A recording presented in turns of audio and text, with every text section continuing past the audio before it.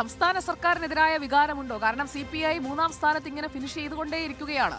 ഇടത് സർക്കാരിനെതിരായ വിലയിരുത്തൽ എങ്ങനെയാണ് തിരുവനന്തപുരം നടക്കുന്നത്? പിണറായി സർക്കാർ മികച്ചത് 1.6, മികച്ചത് 15.4, അതായത് 17% നല്ല അഭിപ്രായമുള്ളൂ. അതെ, 10-ൽ 2 പേർക്ക് പോലും തിരുവനന്തപുരം മണ്ഡലത്തിൽ പിണറായി സർക്കാർ ഭരണസ്ഥിര കേന്ദ്രമായ തിരുവനന്തപുരം കോൺസ്റ്റിറ്റ്യുവൻസി പറയുന്നു 10-ൽ 2 പേർക്കും മോശം കണക്ക്. ആന്റി ഇൻകംബൻസി വളരെ വലുതാണ്. 53.7% ആളുകൾ, പകുതിയിലേറെ ആളുകൾ ഈ സർക്കാരിന്റെ പ്രവർത്തനത്തിൽ തൃപ്തരല്ല. There is an anti incumbency wave. അപ്പം അങ്ങനെ വരുമ്പോൾ അത് വീണ്ടും ഗുണകരമാകുന്ന ആർക്കാണ്? സ്വാഭാവികമായും തരൂരിനാണ്. ഉണ്ണി ബാലകൃഷ്ണൻ, പലപ്പോഴും നമ്മൾ പറയാറുണ്ട് തിരുവനന്തപുരം മണ്ഡലത്തിന്റെ വിധിയെഴുത്ത് കേരളത്തിന്റെ പൊതുവായിട്ടുള്ള ഒരു പൊളിറ്റിക്കലായിട്ടുള്ള ഒരു വിധിയെഴുത്തായി തീരാറുണ്ട്. നിശ്ചയമായി നമ്മൾ നേരത്തെ വോട്ടോഗ്രാഫിൽ കണ്ടതുപോലെ ഈ നിയമസഭാ തെരഞ്ഞെടുപ്പ് നടക്കുന്ന സമയത്ത് 18% വർധനമാണ് LDF ഉണ്ടാവുന്നത്. സമാനമായിരുന്നു കേരളത്തിൽ എല്ലായിടങ്ങളിലും LDF വിജയവും. വേറൊരു കാര്യം ഉണ്ടായിരുന്നു, തിരുവനന്തപുരത്തിന്റെ പോപ്പുലേഷനെ കുറിച്ച് ഫ്ലോട്ടിംഗ് പോപ്പുലേഷൻ എന്ന് പറയും. എന്താണ് ഈ floating population? From Kasaragod to Thiruvananthapuram, Kollam വരെയുള്ള എല്ലാ ആളുകളും വരുന്നൊരു സ്ഥലവും താമസിക്കുന്ന സ്ഥലവുമാണത്. സർക്കാർ ജീവനക്കാർ,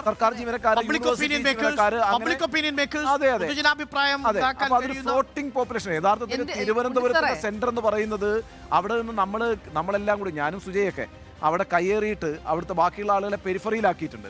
കാരണം ഒറിജിനൽ തിരുവനന്തപുരംകാർക്ക് ഇപ്പം പുറത്തേക്കാണ് മാറിയിരിക്കുന്നത്. വന്ന് കയറിയ ആളുകളാണ് ഇപ്പൊ തിരുവനന്തപുരം നഗരത്തിൽ നിറഞ്ഞു നിൽക്കുന്നത്. എനിക്കൊന്ന് പത്മനാഭന്റെ മുന്നിലുള്ള ചാലക്കമ്പോളത്തിലെ കുറച്ച് മനുഷ്യർ ഒഴിച്ചു നിർത്തിയാൽ ബാക്കി എല്ലാവരും കുടിയേറ്റക്കാരാണ്. അതാ കുടിയേറ്റക്കാരാണ്. അപ്പൊ അത് നമ്മൾ 4 പേരും തിരുവനന്തപുരത്ത് വർഷങ്ങളോളം താമസിക്കുന്നുണ്ട്. അപ്പൊ എന്ത് പറ്റും എന്ന് വെച്ചാൽ അത് കേരളത്തിന്റെ ഒരു വികാരത്തിന്റെ പ്രതിഫലനമായി അത് മാറും. സ്വാഭാവികമായിട്ട് ആ പോപ്പുലേഷന്റെ കോമ്പിനേഷൻ അങ്ങനെയാണ്. അതെ, അപ്പോ മാത്രവുമല്ല ഫ്ലോട്ടിംഗ് ആണ്.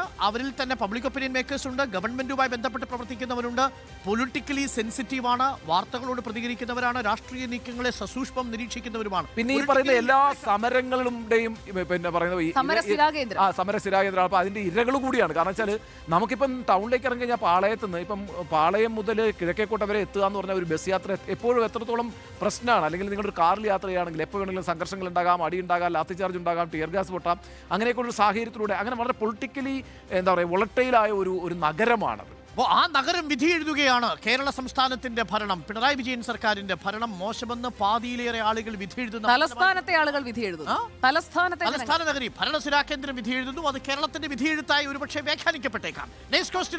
അങ്ങനെയാണെങ്കിൽ നമുക്കൊന്ന് താരതമ്യം ചെയ്ത് നോക്കാം. 2ാം പിണറായി സർക്കാരുമായി ബന്ധപ്പെട്ടുള്ള എല്ലാ ചോദ്യങ്ങൾക്കും, എല്ലാ മണ്ഡലങ്ങളോടുള്ള ചോദ്യങ്ങൾക്കും വളരെ വളരെ മോശം അഭിപ്രായമാണ് എല്ലാവർക്കും. ഈ ചോദ്യം ശരിക്കും അപ്രസക്തമായി കഴിഞ്ഞു. കഴിഞ്ഞ ചോദ്യത്തിന് അല്ല, പക്ഷേ ഇവിടെ പ്രശ്നമുണ്ട്, വളരെ പ്രധാനമാണ് പെർസെന്റേജ്. കാരണം വെച്ചാൽ സാധാരണഗതിയിൽ ഒരു ഇൻ ബിറ്റ്വീൻ 70 and 75 ആയിരുന്നു ഒരു ആവറേജ് നമ്മൾ എടുക്കുകയാണെങ്കിൽ. 65 to 75 വരെയൊക്കെ ആയിരുന്നെങ്കിൽ ഇവിടെ എത്രയാണെന്നറിയാവോ? 82.5. നമുക്ക് ഉത്തരങ്ങളിലേക്ക് പോകാം.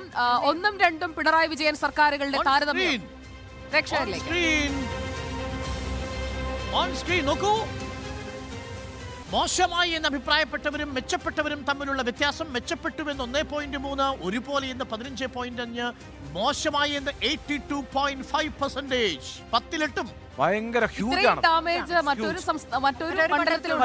ഇത്രയും എഗെയിൻസ്റ്റ് ആയ ഒരു ഉണ്ടായിട്ടില്ല. അതായത് ക്ലാരിറ്റിയുള്ള മനുഷ്യരാണ്.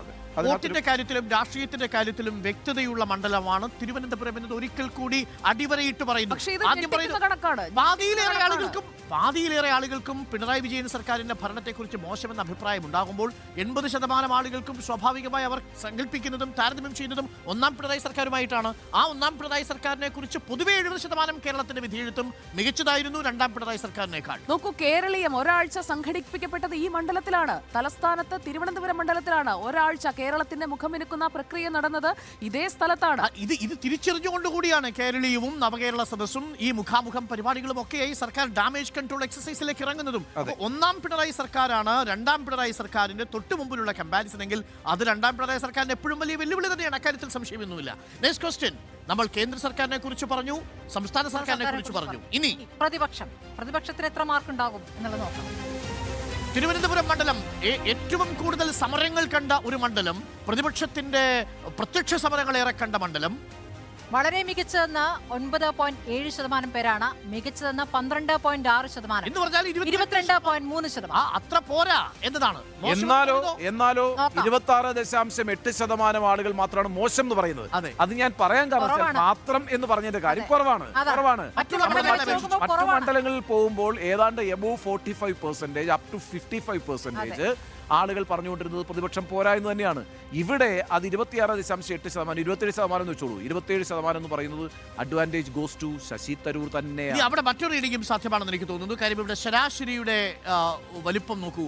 ശരാശരി എന്ന് പറയുന്നത് 49.5%. പാതിയോളം ആളുകളും ഇക്കാര്യത്തിൽ പ്രതിപക്ഷത്തിന്റെ ആക്ടിവിറ്റിയോട് സൈലന്റ് ആണ്. അത് തിരുവനന്തപുരം നഗരത്തിന്റെ ഒരു പൊതു സ്വഭാവം ഒന്നത് പറയില്ല. രണ്ടാമത്തെ പ്രധാനപ്പെട്ട പ്രശ്നമുണ്ട്.